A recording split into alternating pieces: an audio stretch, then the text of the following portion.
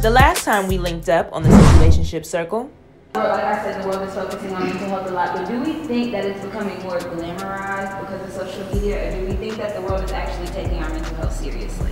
There are days where I sit in the bed all day. And when I say sit in the bed all day, I don't even get up to go to the bathroom.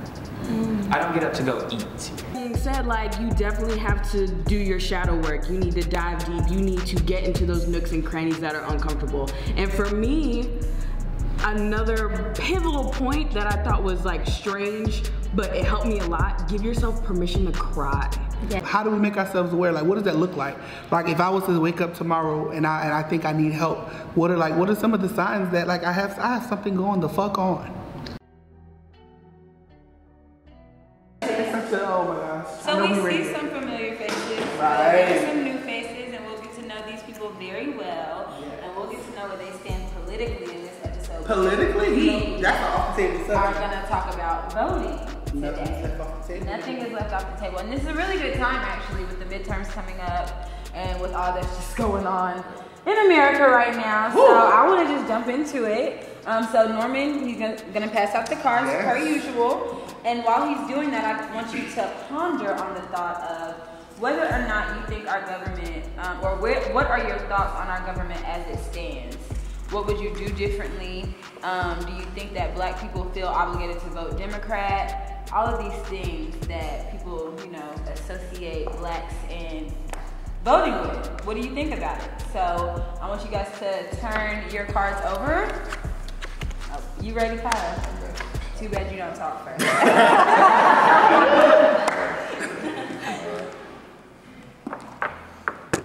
Well, it's an interesting question because government today is pretty divided. It's extremely partisan right now. It's like there's no room for partisanship at all.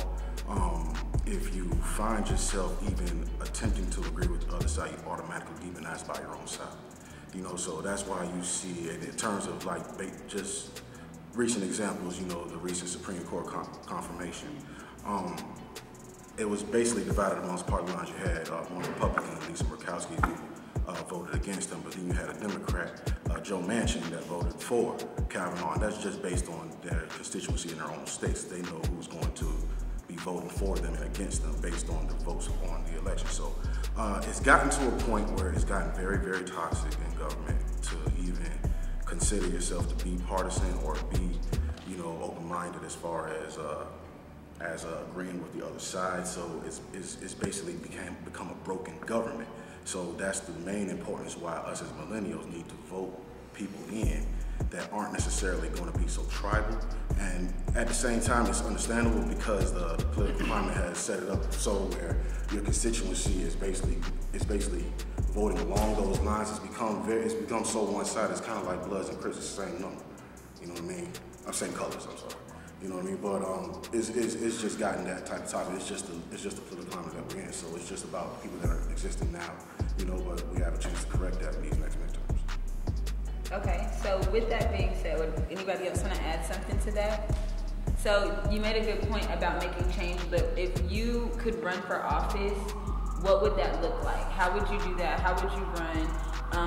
And what would you do differently to make our government better? And that's an open question for anybody, but that's just to piggyback off of what he said.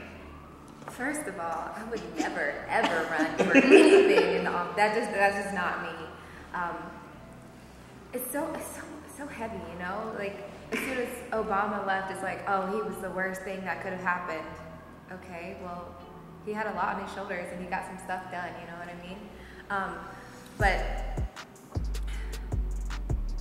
in this year's election, like the election coming up, not the presidential election, I feel like it's really important for us to start voting in these smaller elections because they're trying to make it so every voter has a registration or an ID, right? And, at first it's like, oh yeah, sure, that's fine, I have an ID, but then you have to think about people at Brook Hill, at these smaller, like these neighborhoods in our area or in other places that they don't have a car, so they don't have a need for a driver's license, they don't have a need for any of that stuff. So I think it's important if I ever decided to run for anything.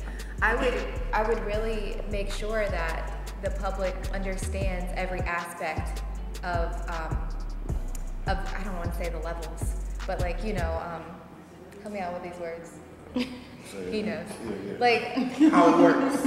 How your one vote affects. How your one vote. Yeah, exactly. And even if you're in middle class or you're in upper class or whatever you are, it's important to know every aspect of who's voting. Mm-hmm. It's important to know that there's people down the street that don't have a driver's license, so they can't vote.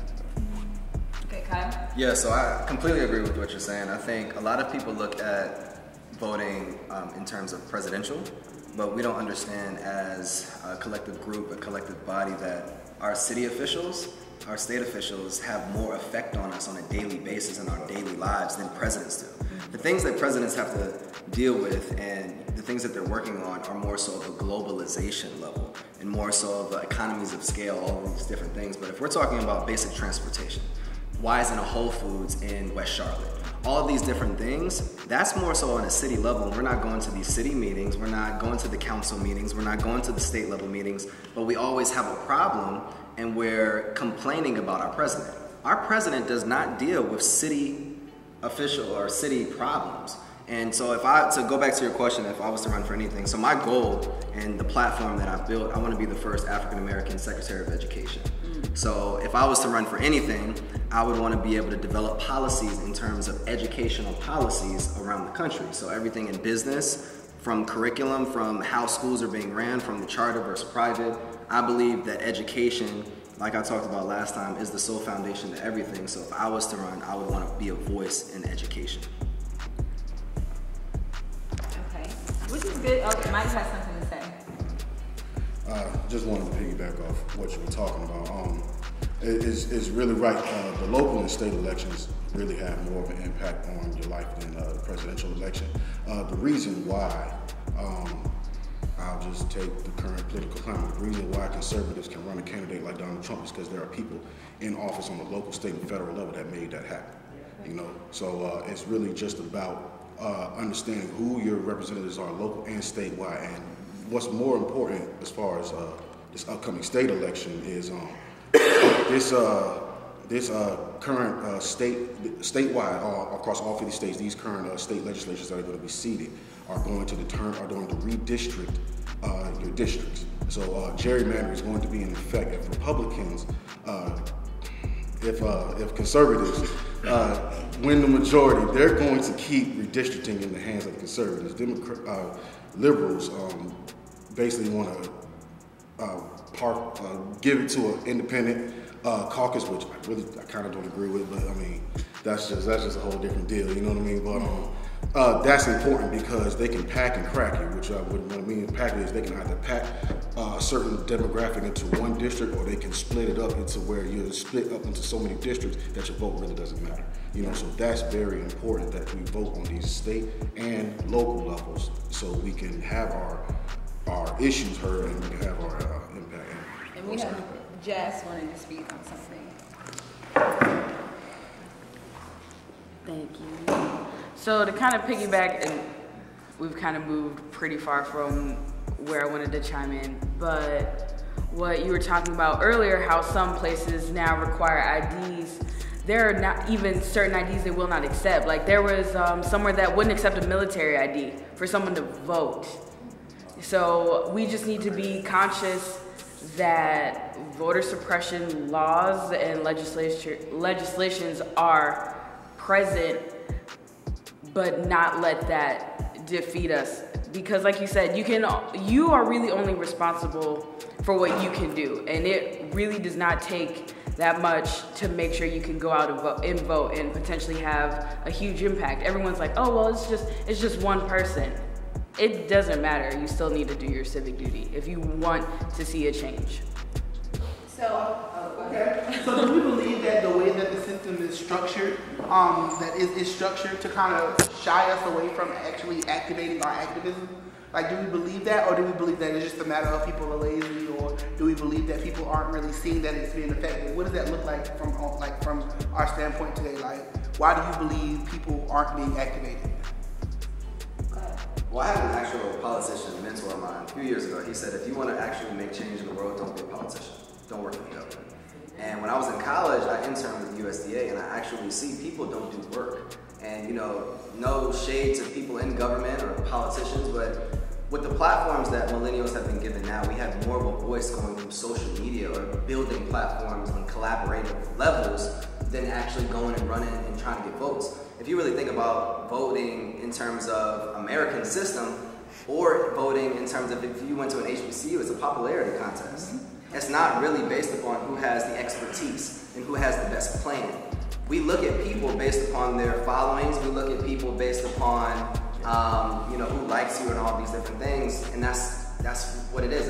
It's the politics of it. That's kind of my 2 cents. Okay, and Athene has something she would like to say. You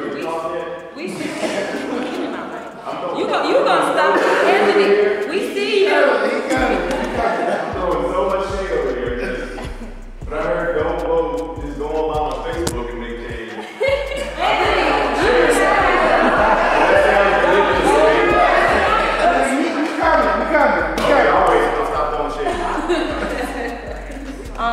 So working as a community organizer, I saw, number one, how social politics are. Meaning, like, I'll give you an example. When Trump was voted as president, the very next day, I, as a black person, where I live in Wisconsin, I felt uncomfortable to leave my house. That's a social implication of politics. And so working as a community organizer, I was like knocking on people's doors in inner city Milwaukee. So I saw like how not even just people that lived in the inner city, but my own family, like that lack of education, people just don't really have no clue. Like if you aren't engaged in any kind of like anything civically, you won't know that you need to vote next couple weeks.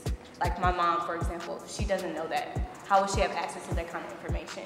So I think that just complete lack of education, like you have to go out and seek it. Like it's not like, unless you're around people like us, unless you are that type of person, it comes so easy to you.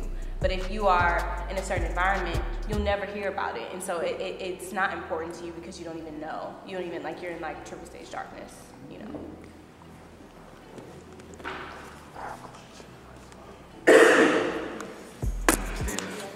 I don't mind standing. To your point earlier, and I wish I knew everybody's name by heart, but I don't. Kyle. When I said this, I think last time we got together and had a conversation. When people start saying things like, government is bad, government is broken, the heck with politics, we can do more on Facebook, we can make more change on Facebook, stuff like that. That is a slippery slope. Have y'all seen Dope, the movie? It's a slippery slope. And so I am like the opposite of that.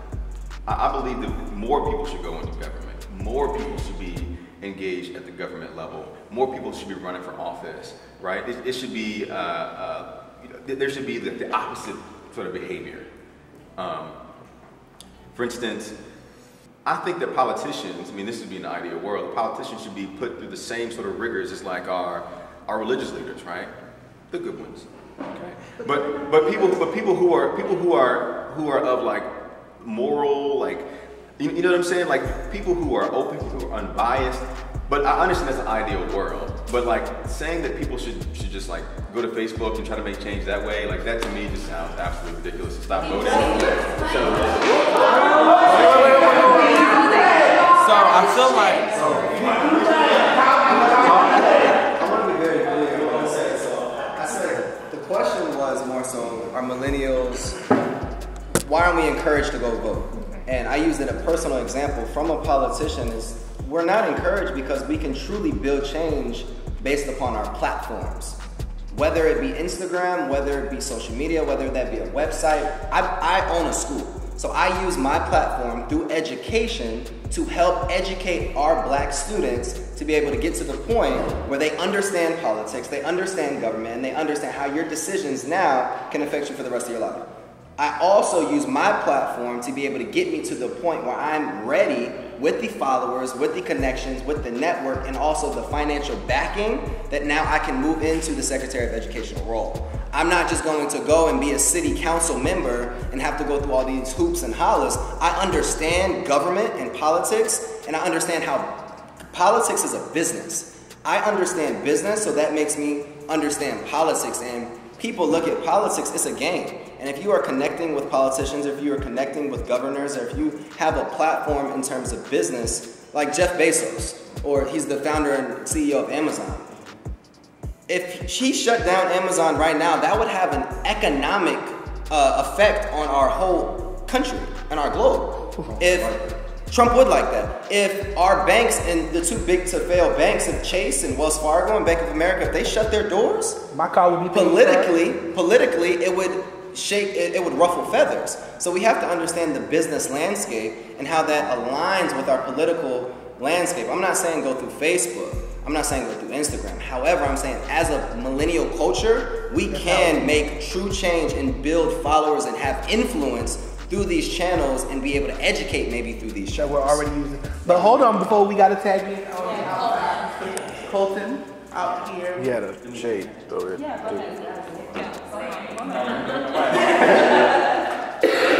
want to show off his outfit, y'all. No,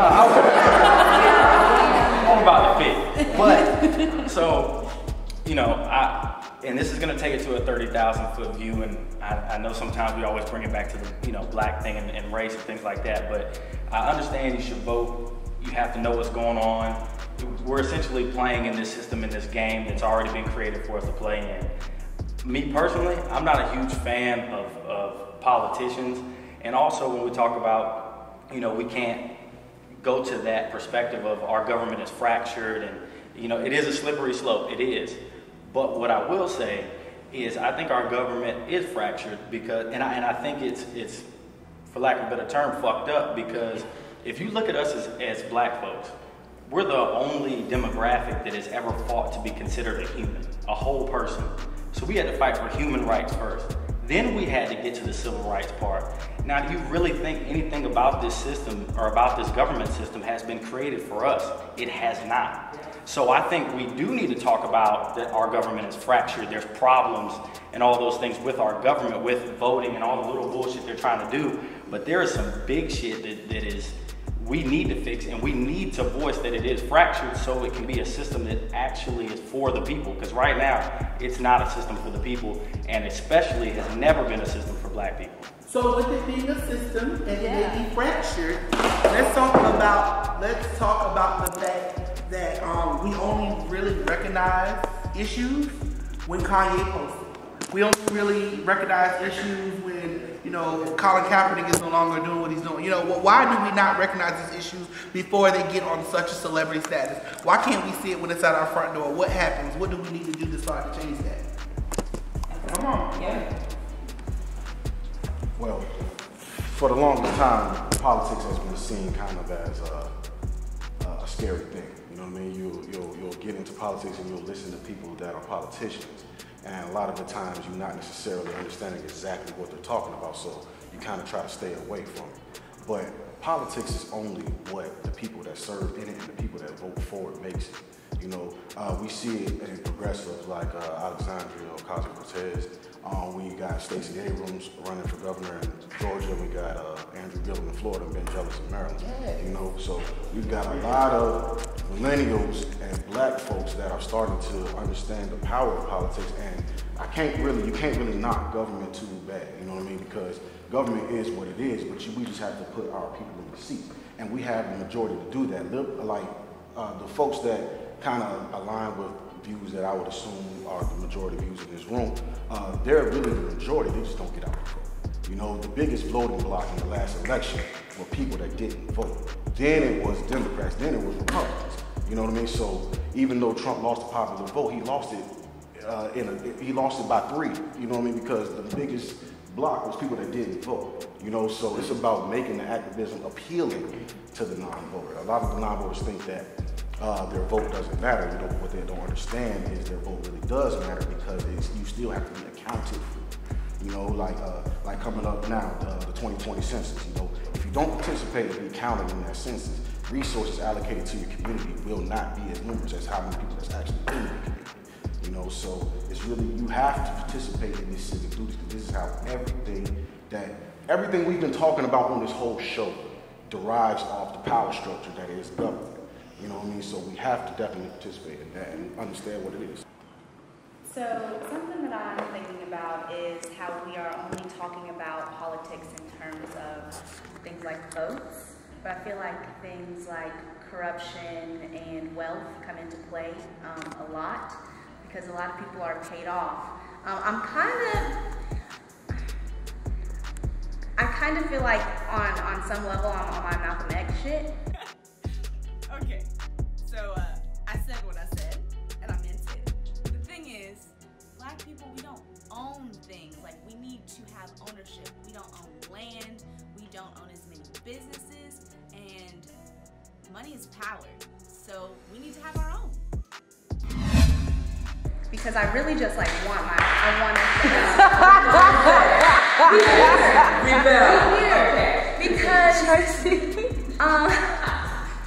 because like you were saying earlier, the system is not set up for us. So we can try to integrate ourselves into the system as much as we want to, and I think it's important to do and vote and do what we can right now, but ultimately I feel like we're going to need our own kind of something. Yes. Because this was not built for us. So I'm of the mindset, personally, everyone has their own part to play in the movement. Everyone has something that they're supposed to contribute. I want to build businesses. I want to be able to hire people who look like me, so that they have, their basic needs met, so that they're not afraid of speaking out against the government that we currently have for fear of losing their job or something of that nature. I want to have a lot of money so that I can do the kinds of things that other shady people are doing to lobby for certain issues and things of that nature. I just feel like it's so much deeper than just getting people out to vote. I think you have to make sure that people's basic needs are met, that they're not afraid of the repercussions of their actions and their words. And just again, ultimately, I feel like we have to have our own. I was thinking about this the other day, and because black people, we just have had everything stripped from us. We don't have a country necessarily who's going to step in on behalf of us like, okay, you're committing genocide and those are our people, you can't do that. We don't really have a home, we don't really have anyone to step in for us like that. So I feel like we're going to have to build something of our own to some extent. We're going to have to band together in some way to some extent if we are to demand and command any type of respect in that way. Yes, gotcha. Okay, all right, the woman's power. Okay, well, what I was going to say was, I feel like we do have some people advocating for us, but we don't ever see it because we don't show up to the town hall meetings. There are people advocating for our color. And I think that it's important that we don't just write off white people or write off people that can be a voice for us, because it's kind of like Kanye. Because he co-signed with politics, we're like, oh yeah, trust him, like we good, we can join the bandwagon or whatever. But if we can trust one white person that can speak on our behalf, the other white people will be like, oh, you trust these black people? Cool, we good then. Let's make this change. So that's what I have to say about that. I mean, I'm pretty much just gonna second what Dasha was saying. Did I say your name right? Yeah, okay. Because I just feel like, I'm not saying don't vote, I'm not saying don't get involved in politics, but I am saying that system was not built for us. And it's hard for me to believe that it's gonna work for us. And when I think about the idea of voting, and I think of the way that there are people on the bottom rungs of society who are not even thinking about voting, let alone, oh, I can't get a ride to vote, or I don't have an ID. They're not even thinking about voting. They got other stuff going on in their lives. They're just not gonna vote. There's got to be something else. And I think about like the Black Panthers and what they did for black people in that time, and the way that they were shut down so violently, as if what they were doing was wrong, and it wasn't. It was a beautiful thing, and that's not something I learned until I was an adult. I thought the Black Panthers were violent, and that you know, they were just trying to overthrow the government. I had no idea what they were doing. And I strongly feel that, yes, vote, okay? Vote, whatever. But I also feel like we need to be working, Black people, brown people, colored people in this country need to be doing the work outside of, or, you know, through legal means, but outside of what the government is doing, because I feel like the government can't be trusted. The government was built on wealth and power. These things were built on the backs of Black people, but they're still walking on our backs. So how much longer are we gonna let that happen? Rebel, like, fuck this shit. To clarify, I am not saying we need to overthrow the government, and I'm definitely not saying don't vote. As a matter of fact, do vote.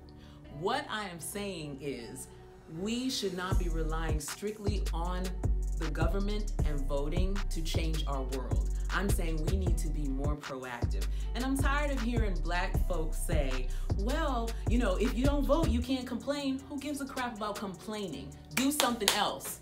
Vote, do something else. Thank you. Fuck it, okay? I'm tired. I'm tired of all of the bullshit, us trying to work within a system to change the world that we live in. It's not worked so far. I mean, yeah, I'm not saying we haven't moved forward some, but not much. Not much in the scheme of things. How hard do we have to work to just even get recognized for our hard work?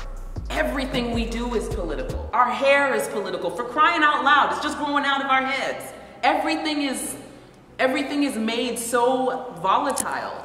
Can we just live? We need to do our own thing. That's my 2 cents.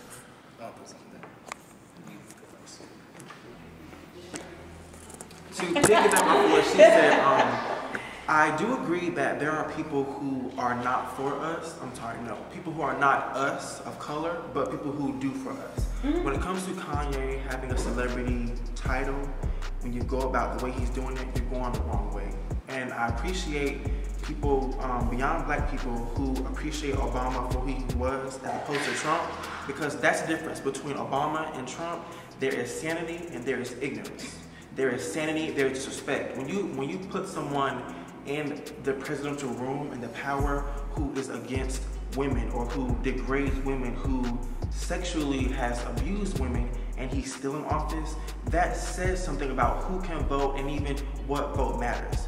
I feel like, exactly. So to piggyback off what she said, I do feel like we do need to definitely branch off and do different things to bring our opinion alive, but at the same time, voting can be so little, but it can be so major. So I feel like when it comes to us doing different things, it's all aspects. It's voting, it's attending town hall meetings, it is campaigning, it is putting things in mailboxes to just inform the public of, we are here, we will vote, and we will do what's necessary to be seen. Because like what she said, we're still not where we should be. There are white young teenagers who commit genocide, who commit school-wide suicide, and who walk to this day. And they want to make it excuse, oh, it's mental, it's this, and that. Coming from a gay perspective, growing up hard and not being believed in and all those other things, when you try to make an excuse and say, oh, well, he shut up at school because he's mental and he's white, that's no excuse. There are people who are gay who were put in trash cans, who have a reason to be mad at the world and still would never commit a crime like that. But if they did, they'd face more time than any white teenager that have committed that crime. So it is, it's a scale, and it's a gray area that's not recognized, that needs to be recognized. I just have to be what I think is the voice of reason over here. I love what you're saying. You're saying, hey, we need to build our own. We need to grow wealth within the Black community. I think that's all great, but I think we also need to look at history and look at the Civil Rights Movement. There was a whole spectrum of people who were operating during that time period. You had the Black Panther movement. You had the Nation of Islam. You had people who were behind MLK, and it took all of them. You had people who were marching, people who were boycotting stuff, people who were in a whole, and like all of them were voting. Yeah. You see what I'm saying? And so when you say that we need to just build wealth, And get what you vote to. But I mean, your argument is really to say, hey, bump voting and let's do this other thing and vote our own stuff, which is really the conversation or the debate that Booker T and W.E.B. Du Bois had. And Booker T was saying we need to let's all be separate, in all things social, but in wealth and economics we can be one. You can't neglect any part of that movement. You can't just highlight and say Black Power, yes. I kind of agree with you. See what I'm saying? I really am not saying don't vote. I'm not saying that. I know, but like you're saying Black Power, go vote. No. It's like very lackluster. I want you to be as excited about voting as building wealth in the Black community. I do agree that voting is important, but I cannot be excited about voting the way I feel excited about get Black people on the same page Get Black people on the same page and let us build something together. And I agree with you that all of these things that happened in the civil rights movement, they all came together and they made this beautiful thing. And I think I would love to see something like that happen now. But I no longer feel that the vote is the thing that's gonna change the world. The vote is important. The vote is not gonna, something that I'm sorry to cut you off, Tracy, my bad. I think Mike and then Kiana had something to say. Well, look, the pain that in our communities is felt is very real. There's a lot of pain based off current policies that are in place. But you got to understand that that's no reason to give up the fight. The only reason that we're able to sit here at this table in this Black museum is because of the fight that our ancestors and people that came before us put up. You got to understand how we first got here. We're ancestors of Africa, so we were chained and shipped over here against our will. We fought our way to the Civil Rights Act, Voting Rights Act, and the Fair Housing Act. And we're still continuing to fight today. So that's also good. But even if you're not necessarily a fan of government, there's other ways to impact your community. There's a term called social entrepreneurship. So if you're an entrepreneur, you can have a double bottom line where you make money, but you also use those proceeds to help the community out. For an example, there's like a brownie business in New York City that all their workers are people that have been recently incarcerated. So they're giving people a chance, and that's the only people that they take. And you should see that the people that are given that second chance to at least make some type of living are very thankful at the opportunity that they're given a second chance. That's no government help. That's just a policy from a private entity. So there are definitely ways to impact your community that doesn't necessarily have to go the government route. But government is no more or less. You still have to continue to put up the fight. The sentiment that we're expressing now is exactly what the opposition wants us to express. Be fed up with the system, don't participate in the system, and that way the system can stay exactly. Listen to me. We have to act in the system that we're in so we can understand what we're going up against. Yes, I agree completely with what you said. We can't use the same methods that got us to this point. There's a quote that says, the illiterate of the 21st century is not the people that can't read and write. The illiterate of the 21st century is the people that are unwilling to learn, relearn, and unlearn new techniques. So I feel like... We don't learn government to teach us how to overthrow them? Not at all. He's saying we have self-taught. You have to learn. We have to, schools aren't teaching business. You want to build businesses. You're not learning that in schools. I have 2 degrees. I didn't learn how to do finance in school. Talk about why you're so determined to overthrow government. Wait a minute. Hold on, wait. We got a government. Wait a minute. Hold on. Go sit down. Pause. No, okay. So, Norman, let's look at the people in Black, okay? All right. Now y'all can stress me out. You had it. Okay. With a little white round the neck. And I think it's important that we have a little humility in this second. Because you guys got a little thick. Yes. Now, I appreciate that everyone is so eager to make change. Yes. But what I want us to, and this is not us ending this segment, but what I want us to all remember is that this is healthy dialogue, so don't do that, okay? Oh, because I just felt all that heat on my Yeah, it was very passionate. So, Mike, your question was? He wants to know. He wants to know why she feels so empowered to overthrow government. And we're going to calm that down and let her elaborate. So, give it to him, Doc. Just give it to him, girl. I don't think it's about overthrowing the government. But even what Kyle is saying is we don't have a basic level. You might be saying our community doesn't have a level of education around politics. I don't understand why you would put all your trust in the government to educate us on how to essentially infiltrate this system and make it more about us. At the end of the day, what I'm saying is, as important as politics are, it is also important for us to do things as a community for ourselves, as a community outside of government. If you want people to participate in government and you think people don't understand how to participate in government, guess what? You can't depend on government necessarily to educate the people that you're thinking are needing to be educated. We just talked about Black Panthers and things of that nature. They were educating Nation of Islam. They were educating people who look like us. We're focusing so much on this top-down approach. It takes a long time to get there and to make change there when we could be doing things now every day on a cellular grassroots level. And that's what I am saying. I'm not saying fuck government, even though fuck government. But what I'm saying is there has to be more than that.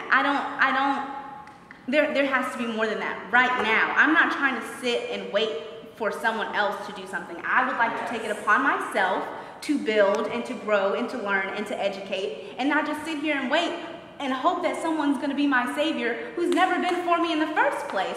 It's great that we can get people into those positions, but at the end of the day, we've seen, even when you get people in certain positions, there's someone else that's trying to block them. There's checks and balances. So someone's getting in and they're trying to do something and someone's balancing their ass off in the other direction. We cannot depend solely on government. It just doesn't make sense. It's not logical to me. When did we start saying we're depending on government? No. Hold on, Colton has the floor. Y'all asked me to clarify. Now you can stand up. Just the dependent on government part. I mean, oh, my fault. You mean right? But the reason I jumped up so quickly about our government, and I don't want to say overthrowing. Overthrowing is not the term I would seek, but radical change is because, just like I said, our government not being built for us, our criminal justice system, if you really look at it, just break it down to the simplest form, it became against the law to steal, kill, rape, all those things are against the law of criminal justice system, which they should be.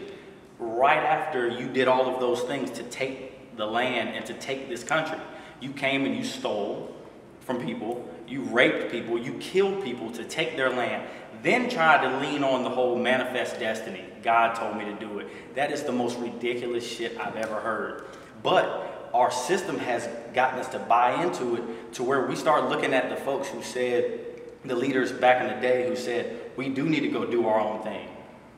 They made us look at those folks like, y'all are crazy. You're trying to overthrow the government. They demonized those people. They wanted to make those people look so far to the other side that was just ridiculous, that's crazy.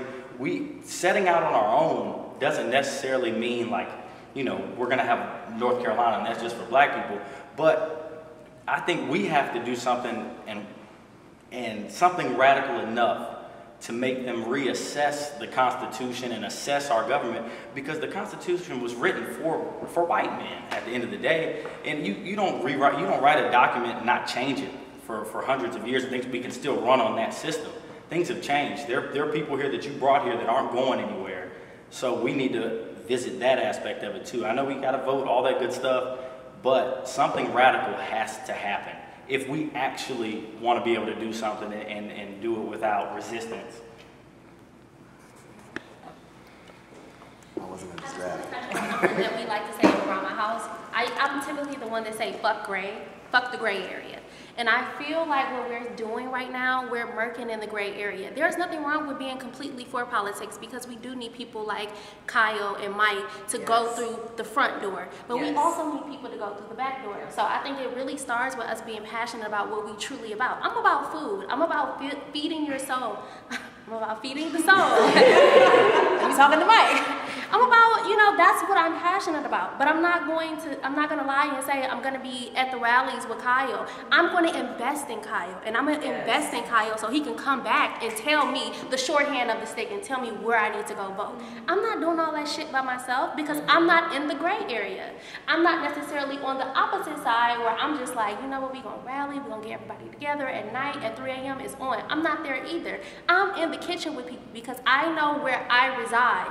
I reside where the food is. I reside on basic necessity when it comes to what you need to feed your mind and feed your body in order to do, if you're on this side or if you're on that side. I'm strong and firm in where I believe in. I think that's important. We can get caught up on, oh, we need to do this, oh, we need to do that, but at the same time, they're doing whatever the hell they want to do back here. And we're lost. You have to stand firm in whatever it is that you believe in, ride 10 toes down on that, and then we meet in the middle. That's just where I'm at with everything. So, that's great.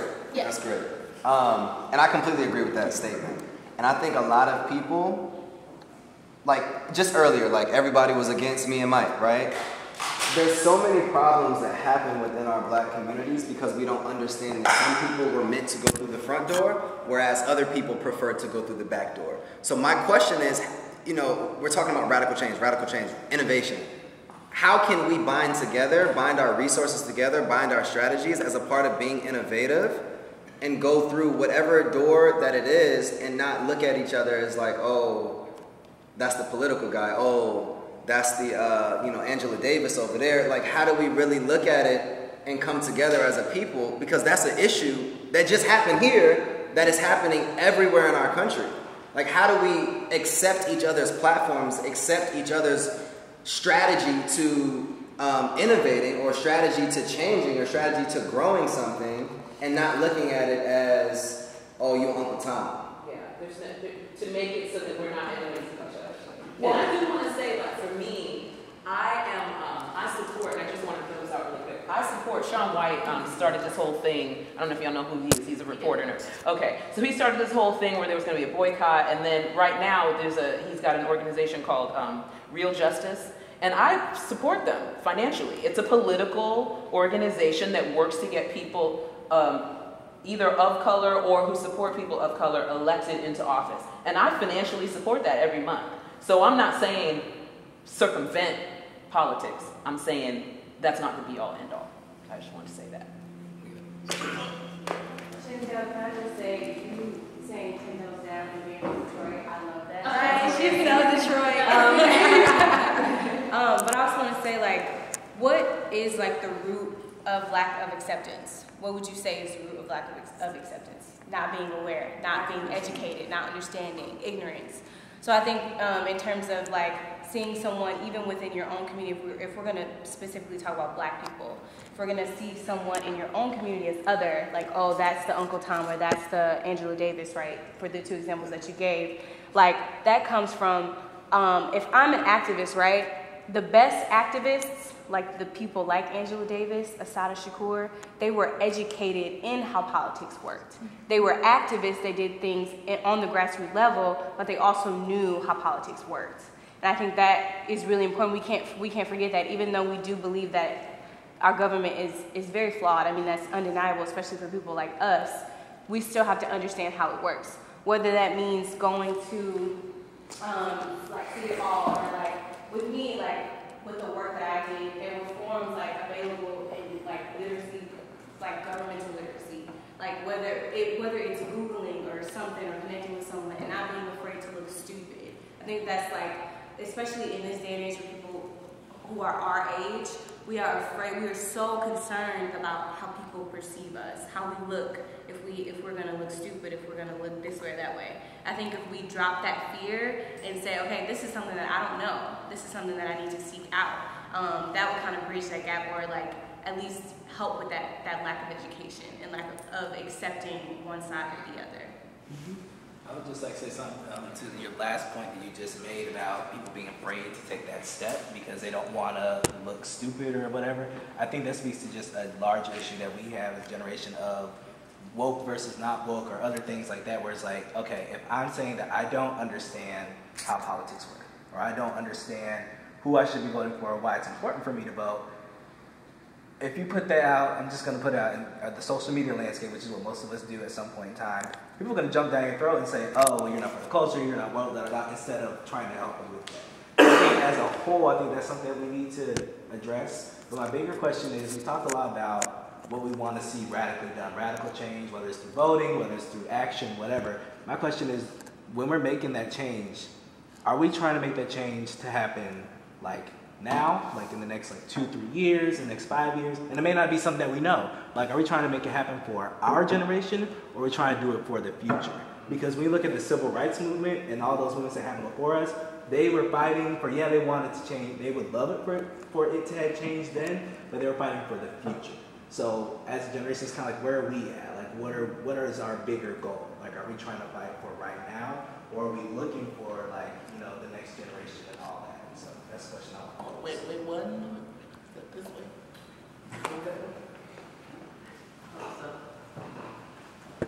I feel like that's a really solid point, and I know something that came up in a previous episode is how we are a generation of just microwave miracles. We expect things to happen like this, and it's like when we're talking about how as a community we don't have the education we're not receiving the education to know about politics, and then what we're learning is what's potentially being passed down or what's being spoon-fed to us in a school that's being funded by this government that we have all thoroughly accepted is not about us. We need to take accountability within our families, within our communities. It's like, you know what, we need to be able to interpret this for one another, which is why I understand the importance of having people in office.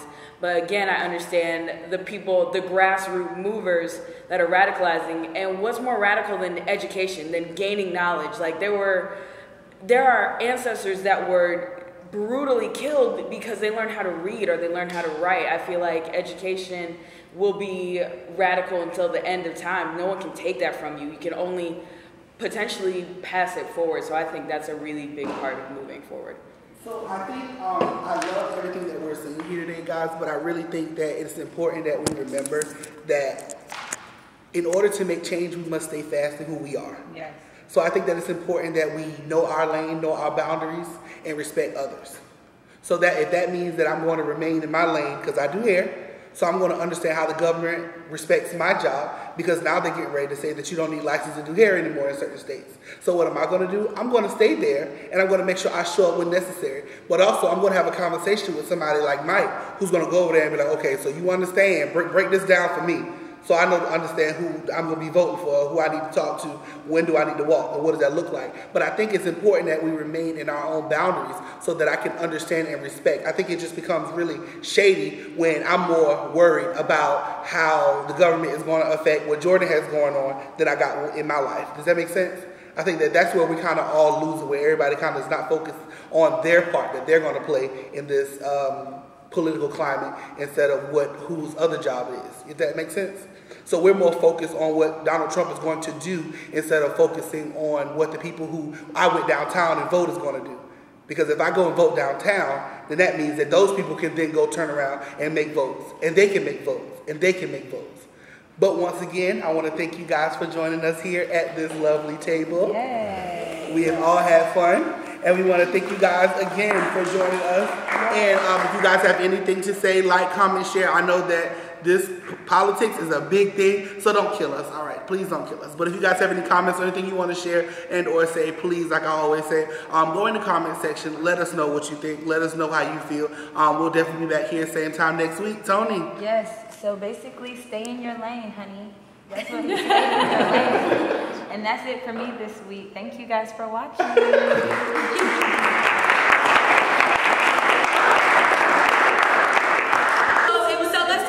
Let's talk about it.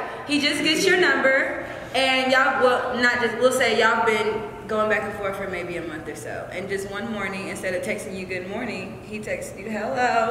For those that don't know, social media dating correctly.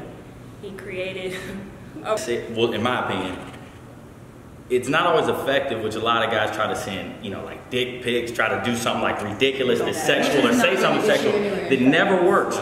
So the young ladies who may have a lot of people in their DMs, it's much better to take the polite approach of giving a compliment and step away.